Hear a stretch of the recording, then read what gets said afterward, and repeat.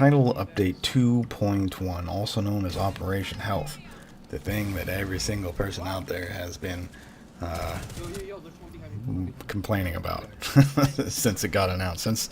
Since the announcement of Operation Health and the delay of the normal DLC cycle, this has kind of been a pretty hot topic. So here it is. Here is the first thing from Operation Health 2.1, which probably should have been released at the start of the season. But anyway, there's a lot of good things in here. Particularly the one-step matchmaking. If you didn't get a chance to test it while it was on the test server for that very small window of time, it's amazingly quick, at least in my experience. It took me about 15 minutes to download, unpack, and install the test server version of the game. I had a buddy who was playing the base game at the same time in something like 22 minutes. He didn't get a single match. It took about another 30 seconds to get me into a match once I was in the game. That's a very big improvement, and assuming that the test client is a pretty small portion of the player base, that's pretty impressive. The fact that it found me a match in 30 seconds is pretty good. So it's a thing, it works very well, so I'm really pleased about that. So the first change you're going to notice to Glaz with Operation Health is the change to his recoil. Right now, as fast as I can pull the trigger, no matter the distance, the rate of fire and the recoil reset is such that it always lands on the exact same spot. So even if it's up here, as long as I don't move my mouse like an idiot, it always lands in the exact same spot. So what you're going to end up seeing now, or at least what I think you're going to end up seeing, is something that looks more like this. An actual recoil pattern.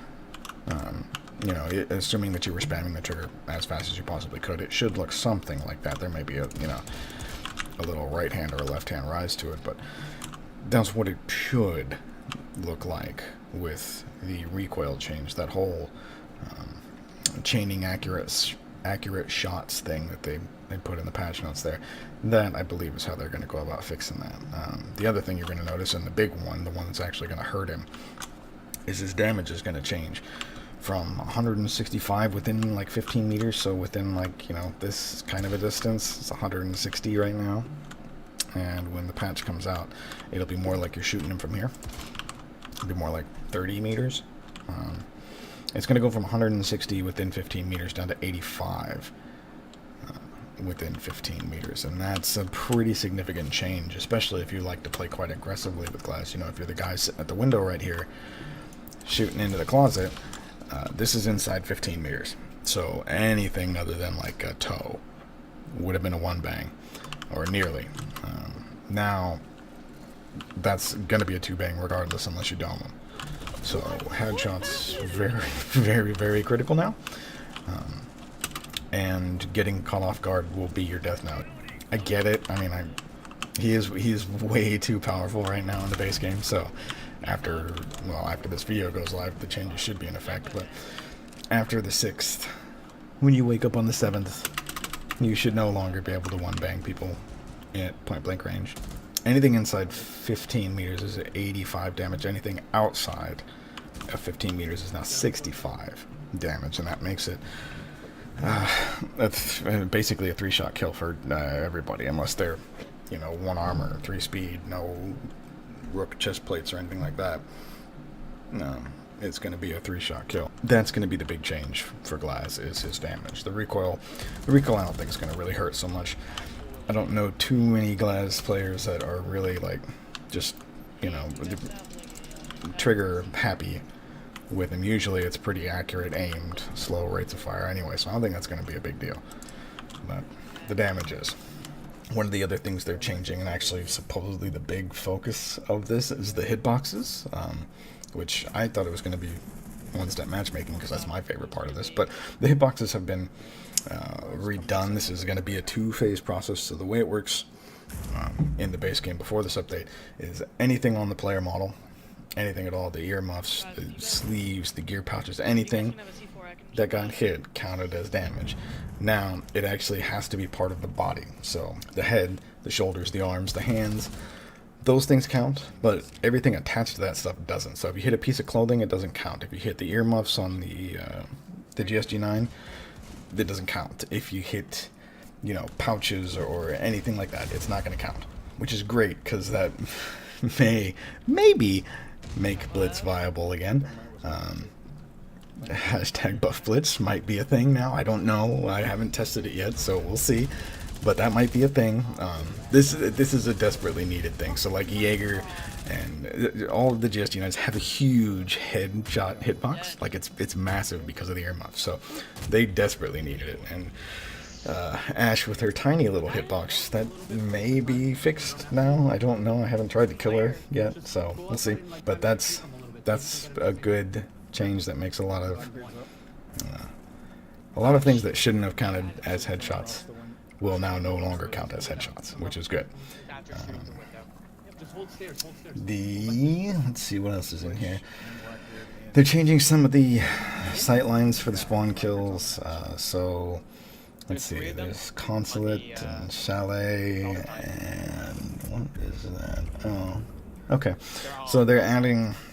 It looks like metal pieces to part of the Consulate fence to block a sight line. And they're raising some of the rocks on Chalet.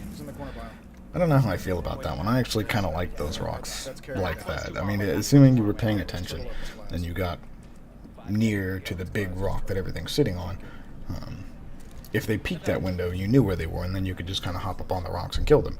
So I'm not necessarily as thrilled about that one. I mean, the spawn killing sucks. Oh, they're blocking one of the windows for the shipyard, though. That's good. That's good, because that one was a direct sight line. So I like that one. The rest of them, okay. I still feel like most of that is avoidable. There's some that isn't avoidable, but most of it is. Oh yeah, the posting pre-match options. So when you at the end of a game now, regardless of whether or not you win or lose, you'll get two new options at the bottom of your screen that say, like, re-enter the queue, the matchmaking with your team, with your current teammates, or by yourself and get a new set of teammates. That's a pretty good option, because there are plenty of times where I've wanted to play with the same set of guys again, and I'll get that for like 2 games, and then for whatever reason the buckets change and I get a whole different set of people and it's not nearly as fun. Or vice versa, I'll get a team full of people who are trolling or whatever for any number of reasons that just don't like playing with them, and I get stuck with them for 3 or 4 games. And that's these options are something I didn't know I needed, but I definitely need. So yeah, that's about it. I mean, the things I'm looking forward to the hitboxes, sure, but I really want the one-step matchmaking, because that's been driving me nuts lately, and I'm curious to see how Glaz fares after this, because that's gonna be, it looks like it's gonna be rough. It looks like it's gonna be rough, but we'll see. Anyway, I'd like to thank you all for watching. I hope you enjoyed. Hope you found it somewhat informative in some way. I know I'm probably like the 15th millionth person to put out a patch notes video, but still, I'm here. So thank you for watching, and I'll catch you guys in the next one.